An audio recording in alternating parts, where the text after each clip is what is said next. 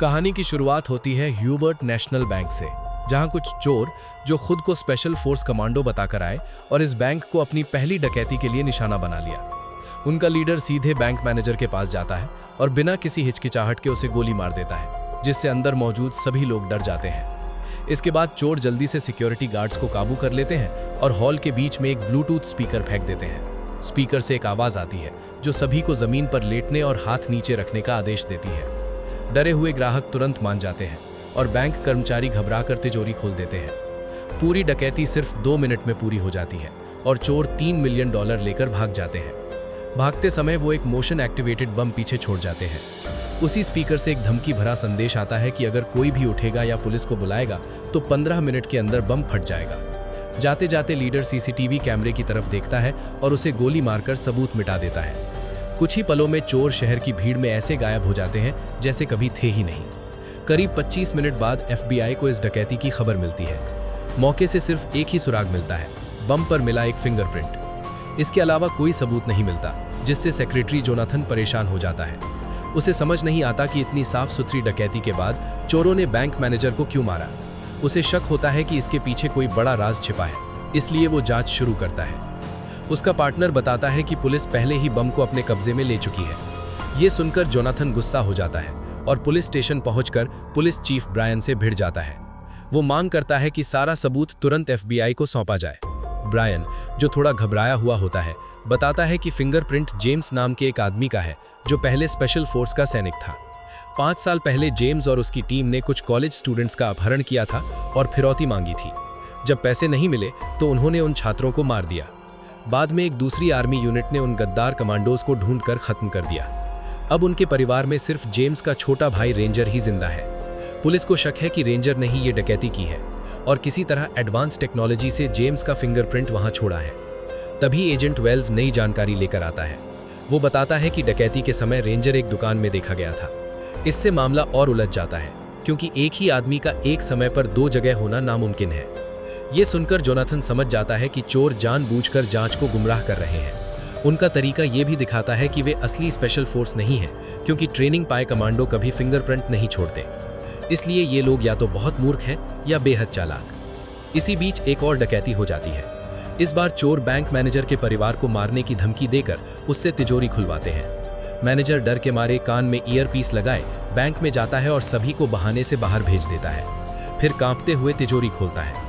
जैसे ही काम पूरा होता है, चोर बैंक में प्रवेश करते हैं। उसी समय एक महिला कर्मचारी बाहर निकल रही होती है और घबराकर अलार्म दबाने वाली होती है, लेकिन मैनेजर उसे रोक लेता है और स्थिति संभाल लेता है। फिर से वही सख्त आवाज स्पीकर से गूंजती है और पूरा बैंक उनके नियंत्रण में आ जाता है। लेकिन इस बार वे पैसे नहीं बल्कि तिजोरी से जरूरी दस्तावेज चुराते हैं। सबसे हैरान करने वाली बात यह होती है कि वे घायल गार्ड का इलाज करवाते हैं और उसी महिला कर्मचारी से उसकी पट्टी भी करवाते हैं।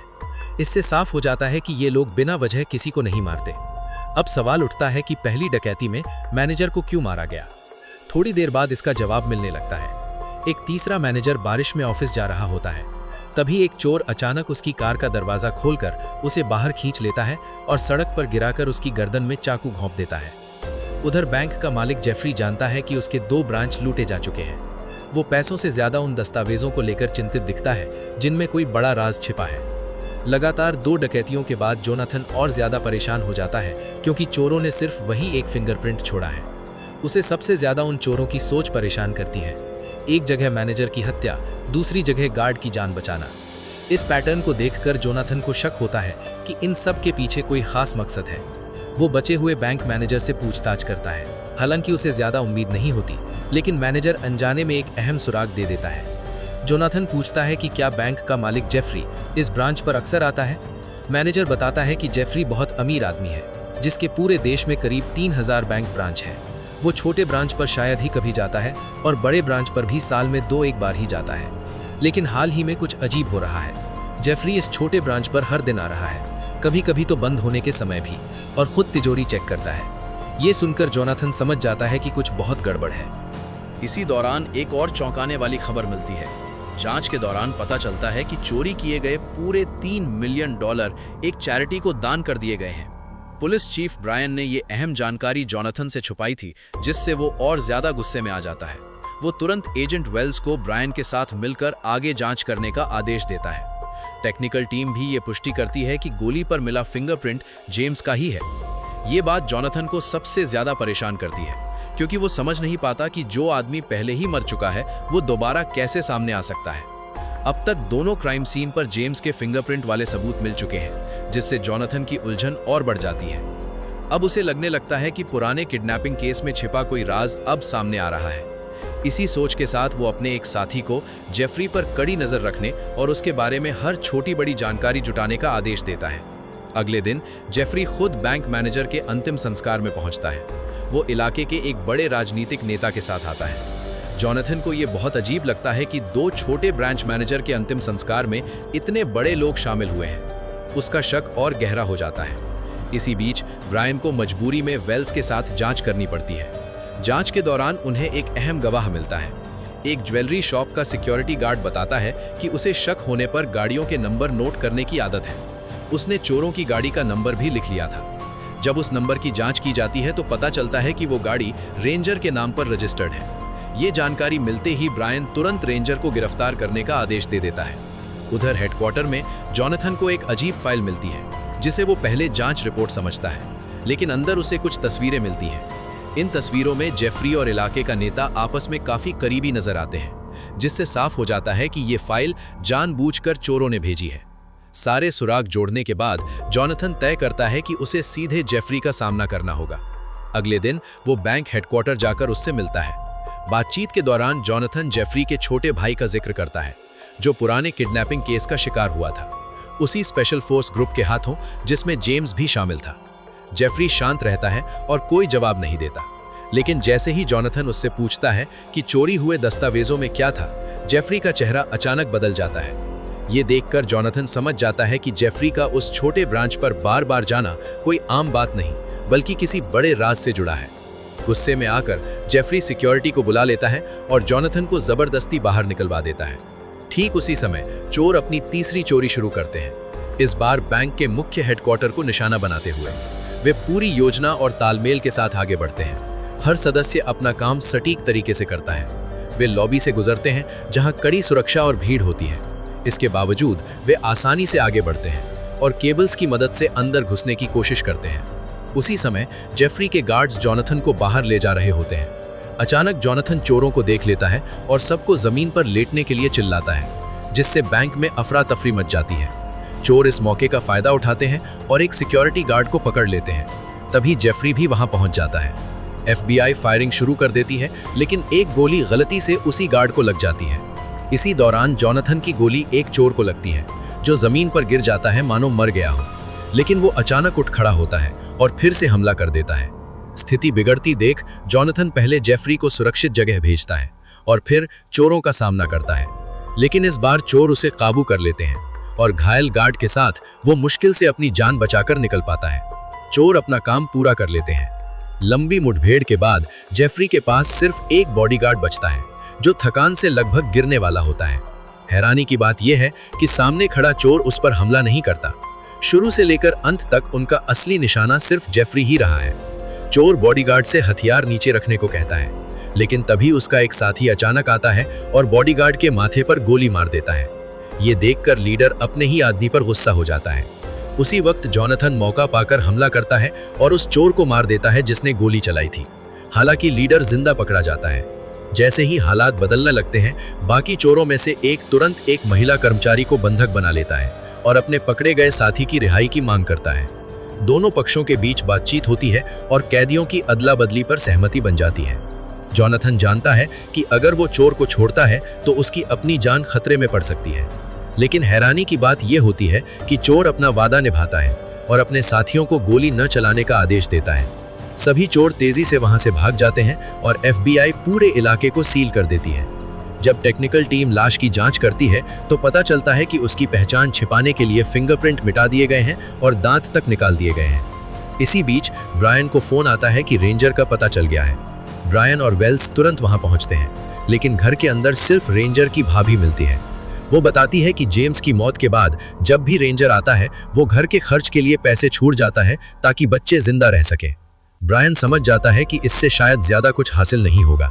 थोड़ी देर बाद उसे खबर मिलती है कि रेंजर एक पुराने घर के पास देखा गया है जहां बाकी चोर छिपे हो सकते हैं, लेकिन ब्रायन ये जानकारी वेल्स से छुपा लेता है। इसके पीछे उसकी निजी वजह होती है। उसकी पत्नी लंबे समय से कैंसर से जूझ रही है और उसकी कम सैलरी में इलाज कराना लगभग नामुमकिन है। पत्नी की हालत को याद करते हुए ब्रायन एक कठिन फैसला लेने की ओर बढ़ता है। उधर अगली सुबह जोनाथन को चोरों की तरफ से भेजी गई एक अनजान फाइल मिलती है। उस फाइल में जेफरी के अपराधों के सबूत होते हैं, एक ऐसा राज जो उसने सालों से छुपा कर रखा था। असल में पहले हुए किडनैपिंग प्लान का मास्टरमाइंड खुद जेफरी ही था। उसने अपने परिवार की संपत्ति पर पूरा कब्जा बनाए रखने और उसे बांटने से बचाने के लिए ये साजिश रची थी। उसने एक आर्मी ऑफिसर को रिश्वत देकर नकली दस्तावेज तैयार करवाए, जिन्हें एक फर्जी एंटी टेरर ऑपरेशन का रूप दिया गया। जेम्स और उसकी स्पेशल फोर्स टीम को उसी मिशन पर भेजा गया। उन्हें लगा कि वे असली आतंकवादियों के खिलाफ कार्रवाई कर रहे हैं, लेकिन बाद में उन्हें सच्चाई का पता चला। जिन लोगों को उन्होंने मारा वे निहत्थे कॉलेज स्टूडेंट्स थे, जिनमें जेफरी का अपना छोटा भाई भी शामिल था। ये सच्चाई जानकर पूरी टीम टूट गई। उन्हें एहसास हुआ कि उन्होंने झूठे आदेशों पर निर्दोष लोगों की जान ले ली। उन्होंने तुरंत इस बारे में एक रिपोर्ट ऊपर तक भेज दी, लेकिन सच सामने आने से पहले ही एक दूसरी स्पेशल फोर्स यूनिट ने उन पर हमला कर दिया। जेम्स की टीम तैयार नहीं थी और अचानक हुए इस हमले में वे एक एक करके मारे गए। जेम्स को भी उसी हमले में मरा हुआ मान लिया गया। जेफरी का छोटा भाई मारा गया, जिससे पूरी संपत्ति का इकलौता वारिस जेफरी ही रह गया। अपने अपराध को छुपाने के लिए उसने कुछ आर्मी अधिकारियों को भारी रकम देकर जेम्स और उसकी टीम को गद्दार घोषित करवा दिया। उसने पहले ही जेम्स की टीम के 3 सदस्यों को रिश्वत देकर अपने पक्ष में कर लिया था। बाद में यही 3 लोग वे 2 बैंक मैनेजर निकले जिन्हें चोरों ने मार दिया, और तीसरा वही नेता था जो जेम्स के अंतिम संस्कार में दिखाई दिया था। मिशन के दिन इन तीनों ने अलग अलग बहाने बनाकर छुट्टी ले ली थी और बाद में अपने ही साथियों के खिलाफ गवाही दी। जेम्स की टीम के खत्म होने के बाद जेफरी ने इन लोगों को अपने नेटवर्क में शामिल कर लिया और उनकी मदद से अपनी ताकत और प्रभाव बढ़ाता गया। उसे पूरा यकीन था कि उसका ये राज हमेशा के लिए दफन रहेगा और वो आराम और ताकत भरी जिंदगी जीता रहेगा। लेकिन उस मिशन में कुछ स्पेशल फोर्स सैनिक बच गए थे। समय के साथ उन्हें पता चला कि जेफरी ने उन्हें धोखा दिया और उनसे उनके ही निर्दोष साथियों की हत्या करवाई। ये सच्चाई उन्हें सालों तक सताती रही और उन्हें चैन से जीने नहीं देती थी। आर्मी छोड़ने के बाद बचे हुए सैनिक फिर से एकजुट हुए और बदला लेने का फैसला किया। उनका लक्ष्य साफ था, जेफरी और उसके साथियों को सजा मिलनी चाहिए। अब सच्चाई जानने के बाद जोनाथन को शक होता है कि रेंजर का इस पूरी साजिश से गहरा संबंध है। उसे ये भी लगता है कि रेंजर जो पैसे मार्टा को दे रहा था वो चोरी किए गए पैसों का हिस्सा हो सकता है। इसी बीच ब्रायन भी चुपके से रेंजर पर नजर रख रहा था और उसे पक्का यकीन हो गया था कि पैसे उसी पुराने घर में छिपाए गए हैं। वो अपने एक साथी के साथ सुबह होने से पहले वहां से सारा पैसा निकालने की योजना बनाता है। जैसे जैसे जांच आगे बढ़ती है, बड़े टीवी चैनल इस सच्चाई को दिखाने लगते हैं और बताते हैं कि जेम्स और उसकी टीम के साथ कितना बड़ा अन्याय हुआ था। ये खबर सुनते ही जेफरी समझ जाता है कि उसका अंत करीब है। घबराकर वो अपना सामान पैक करता है और भागने की तैयारी करने लगता है। जोनाथन को भी उसकी मंशा का अंदाजा हो जाता है और वो अपने पार्टनर वेल्स को तुरंत ये चेक करने के लिए कहता है कि जेफरी के नाम पर कोई फ्लाइट बुक तो नहीं हुई, ताकि उसे भागने से रोका जा सके। उधर जोनाथन खुद उस बार में पहुंचता है जहां कभी जेम्स की गर्लफ्रेंड काम करती थी। उसे शक होता है कि जेम्स अभी जिंदा हो सकता है। उसी समय ब्रायन अपने साथियों से मिलने जाता है। आखिरी वक्त पर वो अपना फैसला बदल देता है और उन्हें रोकने की कोशिश करता है, लेकिन पैसे के लालच में अंधे उसके साथी उसकी बात नहीं मानते। इसी बीच जोनाथन को उसी बार में जेम्स मिल जाता है। उसे जिंदा देखकर उसकी सारी शंकाएं सच साबित हो जाती हैं। वो तुरंत जेम्स को FBI हेडक्वार्टर ले जाता है और उससे पूछताछ शुरू करता है। सभी सुराग जोड़ते हुए जोनाथन को शक होता है कि बदला लेने के लिए जेम्स ही चोरों का लीडर बन गया है, लेकिन जेम्स इस बात को साफ तौर पर नकारता है और कहता है कि इन अपराधों के पीछे उसका कोई हाथ नहीं है। उधर ब्रायन अपने दोनों साथियों का सामना करता है और उन्हें अलग करने की कोशिश करता है, लेकिन दोनों ही आदमी पैसे चुराने के इरादे से उस पुराने घर की ओर निकल पड़ते हैं। वहां पहुंचकर उन्हें कुछ नहीं मिलता और उनकी सारी उम्मीदें टूट जाती हैं। अचानक पुलिस सायरन बजने लगते हैं और माहौल तनावपूर्ण हो जाता है।